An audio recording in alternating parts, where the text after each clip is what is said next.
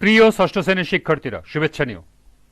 আজকে আমি তোমাদের বাংলাদেশ ও বিশ্ব পরিচয় বিষয়ের প্রথম অধ্যায় সমাজ বিবর্তনের ইতিহাস এর অনুশীলনী থেকে বহু নির্বাচনী প্রশ্নের সমাধান করে দেব। প্রথমে তোমাদের বলবো, যারা আমার চ্যানেলটি সাবস্ক্রাইব করো নাই তারা আমার চ্যানেলটি সাবস্ক্রাইব করবে এবং আমার সাথে থাকবে। তাহলে চলো আমরা ক্লাস শুরু করি। সমাজ বিবর্তনের ইতিহাস অধ্যায়ের বহু নির্বাচনী প্রশ্ন। লক্ষ্য করো, তোমাদের পাঠ্য বইতে 4টি বহু নির্বাচনী প্রশ্ন দেয়া আছে। প্রথমে আমরা এই 4টি বহু নির্বাচনী প্রশ্নের সমাধান করব, এরপর আরো গুরুত্বপূর্ণ কিছু বহু নির্বাচনী প্রশ্ন দেখব এবং এর সমাধান করব। পাঠ্য বইয়ের বহু নির্বাচনী প্রশ্ন 1। শীতল পাটির জন্য বিখ্যাত অঞ্চল কোনটি? ক রাজশাহী, খ খুলনা, গ ফরিদপুর, ঘ সিলেট। সঠিক উত্তর ঘ সিলেট। 2। নারী প্রথম কৃষিকাজ শুরু করেন কারণ তাদের ছিল 1 সৃজনশীল দৃষ্টিভঙ্গি, 2 খাবার সংগ্রহের দায়িত্ব পালন, 3 দায়িত্ব পালনের বাধ্যবাধকতা। নিচের কোনটি সঠিক? ক 1, খ 1 ও 2, গ 3, ঘ 1, 2 ও 3। সঠিক উত্তর খ 1 ও 2। নিচের অনুচ্ছেদটি পড়ো, 3 ও 4 নম্বর প্রশ্নের উত্তর দাও।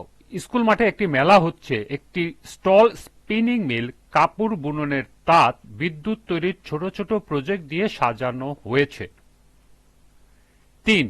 অনুচ্ছেদে স্টলটিতে কোন সমাজের নিদর্শন রয়েছে? ক শিকার ও খাদ্য সংগ্রহ ভিত্তিক, খ কৃষি ভিত্তিক, গ উদ্যান ভিত্তিক, ঘ শিল্প ভিত্তিক।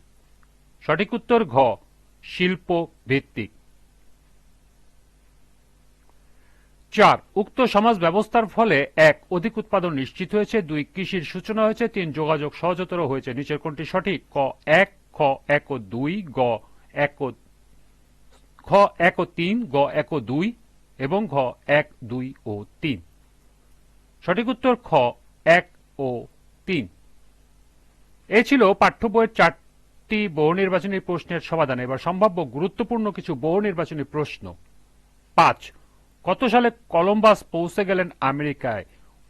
1462, 1487, 1475, 1492। সঠিক উত্তর ঘ 1492 সালে। 6। কারা প্রথম কৃষিকাজ শুরু করেন? পুরুষ, নারী, শিশু, উপরে সবকটি। সঠিক উত্তর খ নারী। 7। নিউটন মাধ্যাকর্ষণ আবিষ্কার করেন কত সালে? 1614, 1655, 1685, 1693। সঠিক উত্তর গ 1685 সালে। 8। কোনটি মানুষের জীবনযাত্রাকে সহজ করে দেয়? পাহাড়, মরুভূমি, মহাসাগর, নদী। সঠিক উত্তর ঘ নদী। 9। বাংলাদেশকে কিসের দেশ বলা হয়? নদীমাতৃক, সাগর বেষ্টিত, বদ্বীপ, উপরে সবকটি। সঠিক উত্তর ক নদীমাতৃক। 10। ঢাকার ড্যামরা কিসের জন্য বিখ্যাত? চমচম, মধু, শীতল পাটি, শাড়ি। সঠিক উত্তর ঘ শাড়ি। 11। মুক্তাগাছা কিসের জন্য বিখ্যাত? মিষ্টি, মিঠাই, মন্ডা, চমচম। সঠিক উত্তর গ মন্ডা। 12। শীতল পাটির জন্য কোন অঞ্চল বিখ্যাত? ক সিলেট, খ বগুড়া, গ রাজশাহী, ঘ খুলনা। সঠিক উত্তর ক সিলেট।